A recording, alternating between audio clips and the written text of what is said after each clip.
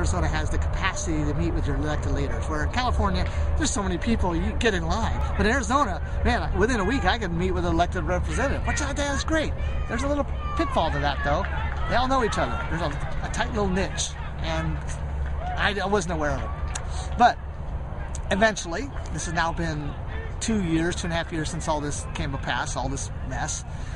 What's happened is the state has, I think, from the FBI's influence, or they know the FBI is aware of it, and state officials now know of the connection I have in Washington, D.C. And I haven't let you know what that connection was because some people don't like this particular person in this area. My son, Jason, had worked for the President of the United States in the Senate, Mr. Obama. He's the most powerful man in the world. And he's got his arm around my son in a photograph. And I had to use that photograph in a council meeting to help prod, let's say, the city council to do the right thing. They still didn't do anything. They're under the delusion that because they're city government, they're immune from public scrutiny or something. I don't understand it. Well, I've never asked the White House for any direct assistance. But the White House did send me letters, because I'm a part of the OFA group, to keep involved in community affairs. So as a presidential request, I'm still keeping, that's what this video is about. It's at the request of the president to keep involved. I request everybody to do that, not just me. But I told that to the council, and they saw the picture with my son with the president, figuring that would, you know, put the fear of God into him. That didn't work. They knew that Mr. McCain was their friend. Now, I don't know Mr. McCain, and I don't know anything about him. But all these incidents, I've reported to the state, the federal government, Department of Labor, OSHA, to the FBI, to the Justice Department, and the State Attorney General's office, have all been basically sent to Mr. McCain's office and Mr. Frank's office, and several legislature people in the state. Nothing happened that I know of. Now, something may have happened, but no corrective action was taken to protect the public's water supply, because I've talked to the water crews recently, and still they haven't made those necessary repairs. So what's happened here is I've got filed, we had that federal hearing March 31st. The federal judge flew out, which surprised the city to no end that I got the judge to fly out so fast. But the Department of Labor knows this is a public water issue. It's public PWS. And they assigned it a number 7, which means nationwide, at least in the western United States, the 6 states, there was only 7 cases related to water issues, the public whistleblower protection law. The judge came out. We did the hearing. Hearing's done. Final arguments are finished. That case is put to bed. The judge is now making his final decision. How the judge can rule against me, I don't know. It's possible because the evidence in the city secretly tape recorded me, having secret meetings. I never did anything wrong. There was no issues of any concern ever brought up until the March 31st, 2010 hearing. Did I ever hear from staff that they didn't like some of the things I'd said when I worked for the city? But that was 2 years earlier, and they never reported to anything. So what I believe they've done, they used coercion for the staff to it's called mobbing.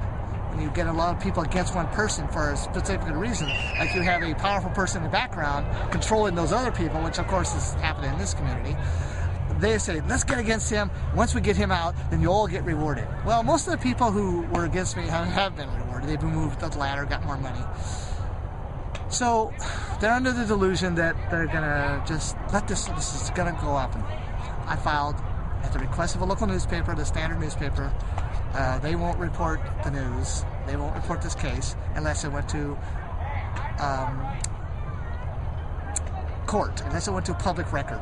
And what was in public record, the Labor Department, they wanted more. They didn't want to look into something that was frivolous. Well, this is not frivolous. By no means is frivolous. I filed a civil action in the Superior Court. The city, and I asked the court for a review. It's called judicial review of the city's procedures, because what they had done is they used a mobbing technique to remove a public official from office who was protecting the public water supply for their own financial and personal reasons, for their own personal enrichment, because if they got rid of me, they could move up the ladder, enriching their own salaries and getting richer. You can't do that by state law, and that's a violation of their oath of office. Well, I filed a civil case. The city had the case moved to federal court, because in my civil case, I had cited Title 18, which is Dishonest Services Code, a federal law. along with 4 or 5 state law violations, which I didn't want to violate. Well, I noted to the court, they wanted to give reason. You have to give reason why you're filing this case. Well, I requested remedy from the court and intervention by the court. But the reason I'm filing, I told the court, was because I want not to violate these 4 laws which I had cited. I cited 4 laws. These are the laws I would be violating if I did what the city told me to do by keeping my mouth shut and my eyes closed. Malfeasance is one of the basic principles of public service. Malfeasance is a law where you have a duty to perform because you're a public servant, and you don't perform that duty for whatever reason. You know about the duty needs to be performed, yet you willfully act against your duty. That's malfeasance. That's a law violation. That's a criminal code violation. That's actually a felony. Well, that's a pretty serious issue. The city didn't want that to come to light. So they quickly used a maneuver. Of course, I don't have an attorney because I've been out of work and I'd filed with what I could, money I had. They moved the case to federal district court in Phoenix. They didn't have it dismissed. They didn't have that kind of power. Never got to argue the case in front of the state. Never got anything. Never got to discuss it. And then the local newspaper decided not to run the story. Even though I had the documentation showing all the facts, all the information, the newspaper didn't do it. Now, I knew I couldn't go to the local other paper, the Daily Miner, because they don't like to get into political issues and attacking the city officials and things like that. It's too, too unsavory for them. They're more of a cat stuck in a tree type newspaper. They'll report things in the opinion page, but that's not reporting. That's just taking someone's opinion. I credited them for at least doing that. They are taking people's negative opinions and printing them. But they themselves won't take a position. So in effect, what we have here is silence in the community. A handful of us in the community know what's going on, and I'm fighting them in federal district court. Well, the federal district court recently decided that my 5 state issues, in error, the court made this decision and went to a magistrate judge. In error, the court decided that, in my opinion, it's an error, that the state issues are not valid because I didn't file under the 180-day statute of limitations for government agencies. What I wasn't aware of, and which most people aren't aware of, in Arizona, the legislature has made special protection for government. This is what's scary. This is what things we have to watch. This goes back to our Constitution. If you file an action against government in this state, you have only 180 days to file an action, whereas a normal civil case is 360 days. Now, yes, why would they make the government different than the public? Well, the reasoning the legislature had was because it gave the government a chance to build up their financial reserves to fight the lawsuit. Well, that's hogwash, because all they really wanted to do was prevent lawyers from filing lawsuits, frivolous lawsuits, and taxing the people indirectly by frivolous lawsuits. That was the real intent. Well, what the city tried to do was say, A, I was not a public person when I filed the lawsuit, which is critical when you file a suit like this. 2, I didn't file within the time limits. And 3, I don't have the rights to file a criminal action. Well, that wasn't a criminal action. I just told the court what I didn't want to do. So the federal court dismissed the state issues. And I think that, my opinion is, the court also dismissed it because they're a federal court. They don't want to deal with state issues. They don't want to get into that hog wild stuff. So they just figured I wouldn't do anything. They knew I was pro se, which means I'm an individual without a lawyer. So I have no money. The city's basically bankrupted me. Well, they didn't understand that I could go on the internet. Thank God for the internet right now. I got on the internet and found out how to file a federal appeal at the Ninth Circuit Court in San Francisco and ask for an exemption of the fees. Well, the fees are $500, $600. I don't have $500 or $600. And the city knew I didn't have the money, so they figured I couldn't appeal. But they didn't understand the new laws. New laws say if you don't have money, you just write a little letter to the court asking them for exemption because you don't have money. Guess what? You don't have to pay. That's what's great about our system. I went online, and the federal court system even has a form to fill out for this. You just fill in the blanks and send it in to them with your request for appeal. And all you have to say in a federal appeal, now you have to understand, this is a very big deal. I'm taking a small little incident in a small little town all the way to the federal Ninth Circuit Court. This is now going to be a national standard. How it got this blown up is because of naive, arrogant politicians who don't think, let's put it that way. Anyway, so I filed my paperwork, not knowing what the court would do. And I got to commend the court system on this regard. Within 3 days, My federal appeal was in San Francisco at the federal court office. They had stamped it, filed, put it on the docket. I am now on the docket for December 14th, 2010 to file my briefs with the federal district court. This is 3 federal judges. They review all judges in the Western United States. This is a big deal. They're going to review the state law because I'm going to argue that this 180 days is a infringement upon the constitutional requirement of equal protection under the law. You can't give the government more power or more protection than they give the public. That's one parameter. And plus the 180 days limit, there was an issue with whether I was a public person or a private person. Because I was still in a federal appeal, I was technically still a government employee when I filed my action. So that didn't count. And then there was a subsection C on the 100-day limit, which says if you're in the appeal process, this limit doesn't qualify. Well, the issue was they didn't cite in the law. Now, this is the key thing to appeals, vague law.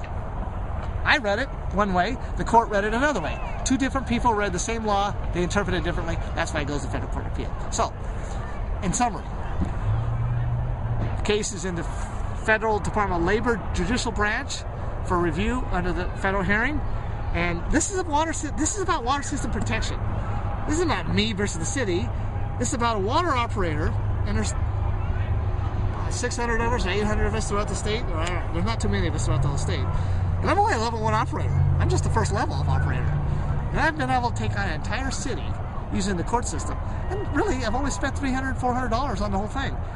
We can now change the entire state of Arizona's water system protection because of this case. And one person can do it if you try, if you don't give up and don't fear. Now, this community has been known as a, well, a case. But I can assure the people watching this video that the justice system does work. Now, in Kingman, a lot of people feel like it doesn't work. It does. I'm in the 9th Circuit Court of Appeals. I didn't spend a penny. I just wrote 1 letter, sent it out. A few days later, the court's willing to hear my argument. That's pretty darn good.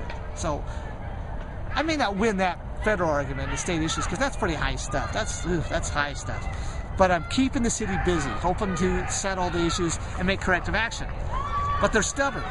They're very stubborn. They will not yield until you, like the president said, change is not welcome. Change is not something anybody takes easily, and they will resist change. This is the same thing here in this community. This community is like a microcosm of our entire country.